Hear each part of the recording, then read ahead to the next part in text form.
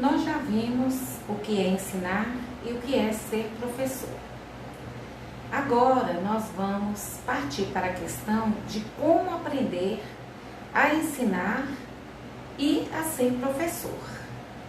A aprendizagem para a docência é um processo contínuo, que não se limita aos espaços formais e tradicionais de formação, como um curso de licenciatura, por exemplo. Pois, na realidade, as principais fontes de aprendizagem são a própria atividade de ensinar e as relações que a permeiam. Uma outra importante fonte de aprendizagem sobre ensinar e ser professor é derivada de processos de observação vivenciados ao longo de nossas vidas como estudantes. Como eu já falei aqui, nós como estudantes, desde a infância, passando aí pelo ensino médio, na nossa formação profissional, nós estamos sempre observando nossos professores e aprendendo os modos de ser professor, os modos de ensinar, com essa observação.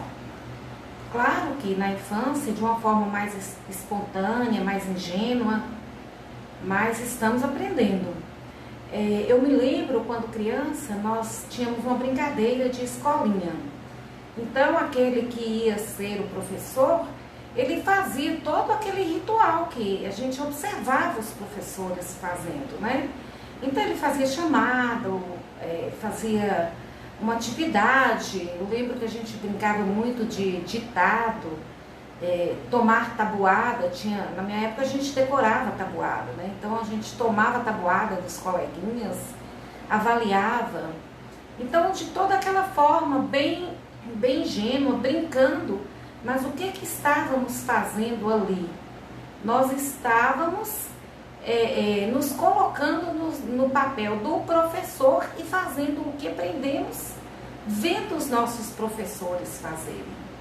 Era bem bacana a gente brincar disso. Bom, também é importante lembrar que a aprendizagem do professor ela está fortemente vinculada às suas crenças, incluindo aí teorias pessoais, valores, visão de mundo.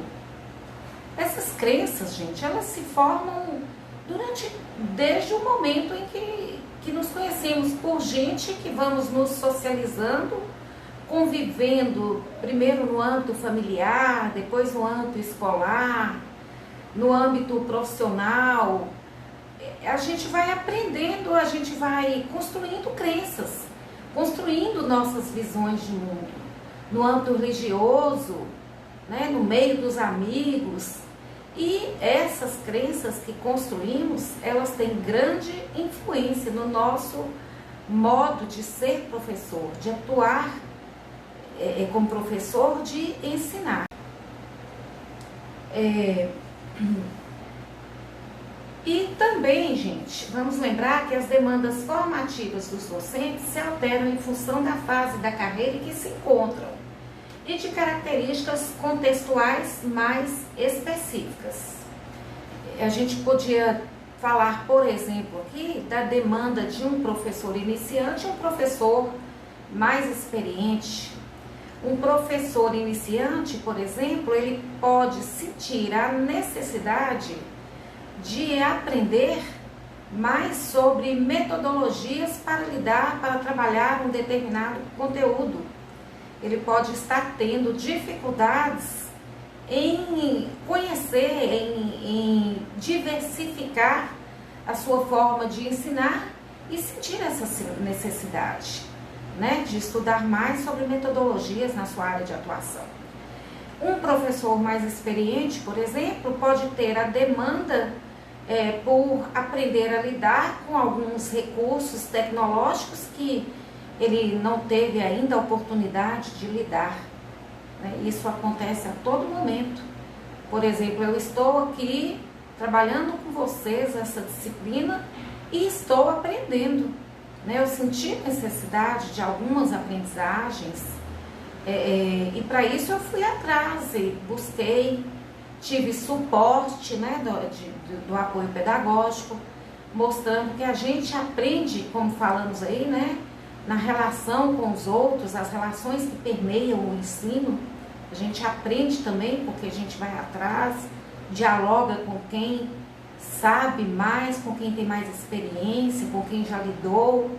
Então, são todas essas formas do professor aprender, né? Então, gente, nós já falamos agora sobre as formas, falando de uma maneira geral, sobre a aprendizagem do professor, mas tem estudiosos que se debruçam sobre isso. E nós vamos falar agora sobre alguns desses estudiosos.